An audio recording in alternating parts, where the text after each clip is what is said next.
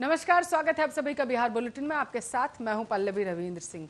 बिहार के करीब 1 लाख प्राथमिक और माध्यमिक विद्यालयों में 134 दिनों के बाद पहली से 8वीं तक की कक्षाओं में पठन पाठन सोमवार से शुरू कर दिया गया। सरकार ने इन स्कूलों को खोलने के लिए पहले ही तारीख तय कर दी थी। सरकार ने स्वतंत्रता दिवस के मौके पर रविवार को भी इन स्कूलों में बच्चों को झंडारोहण समारोह में बुलाने की इजाजत दे दी थी। पहले दिन आपको बताते चले, ज्यादातर सरकारी स्कूलों में उपस्थिति नहीं के बराबर रही, जबकि निजी स्कूलों में भी बेहद कम बच्चे पढ़ने आए थे। अभिभावकों में कोरोना वायरस की तीसरी लहर को देखकर डर बना हुआ है। कई अभिभावक बच्चों को स्कूल भेजने से पहले कुछ दिनों तक वेट एंड वॉच की स्थिति में रहना चाहते हैं। उन्हें कोरोना वायरस की तीसरी लहर का डर सता रहा है। बताते चले कि सरकार के निर्देश के बाद 72,000 सरकारी प्रारंभिक विद्यालय खुल गए हैं। अभी मध्याह्न दोपहर का खाना जो है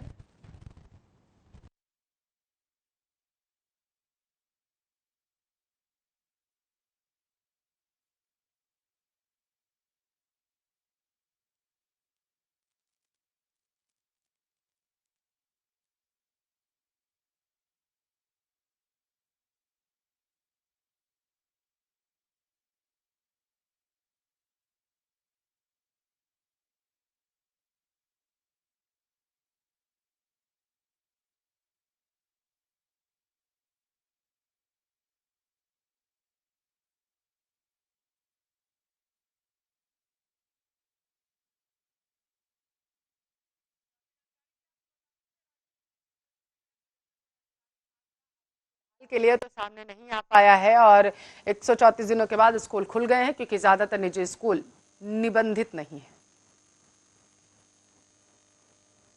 बिहार में बाढ़ ने आम जनजीवन बुरी तरीके से प्रभावित कर दिया। राज्य के मुजफ्फरपुर, दरभंगा, खगड़िया, सहरसा, पटना, वैशाली, भोजपुर, लखीसराय, भागलपुर, सारण, बक्सर, बेगूसराय, कटिहार, मुंगेर एवं समस्तीपुर के कुल 82 प्रखंडों के 484 पंचायत आंशिक अथवा पूर्ण रूप से बाढ़ से प्रभावित हैं। गंगा, कोसी, गंडक, बूढ़ी गंडक, सोन, पुनपुन समेत तमाम नदियां फिलहाल पानी से लबालब हैं। बाढ़ का पानी ट्रैक पर चढ़ने के बाद भागलपुर किऊल रेलखंड पर ट्रेनों की आवाजाही प्रभावित हुई। इस बीच राहत की बात ये रही है कि बक्सर से भागलपुर तक कहर बरपाने वाली गंगा का जलस्तर बक्सर से पटना तक घटने लगा है। आज शाम तक इसका असर बिहार के अन्य हिस्सों में भी दिखने लगा। पटना में गंगा इस बार उच्चतम जलस्तर का रिकॉर्ड छूने के करीब पहुंचने लगी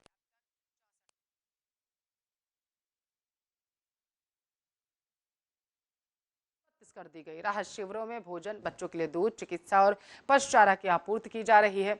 जिलाधिकारी डॉक्टर चंद्रशेखर सिंह ने अनुमंडल पदाधिकारी और अंचल पदाधिकारी को निर्देश दिया है कि राहत शिविरों में बच्चों के साथ धात्री और गर्भवतियों को भी दूध सहित पोषक आहार की आपूर्ति सुनिश्चित की जाए। साथ ही शिविर में कोरोना की जांच व टीकाकरण की व्यवस्था कराई जाए। साथ ही डीएम ने बताया है कि अब तक 43 पंचायतों में बाढ़ का प्रभाव है। 23 पंचायत पूर्ण रूप से प्रभावित हुई है। बचाव कार्य लगातार जारी है। 259 सरकारी नाव लगाई गई है। बाढ़ से घिरे लोगों के बीच 10,938 पैकेट सूखा भोजन, कैंडल और माचिस पहुंचाई जा रही है। बेघर हो चुके 5,383 परिवारों को तिरपाल दिया गया।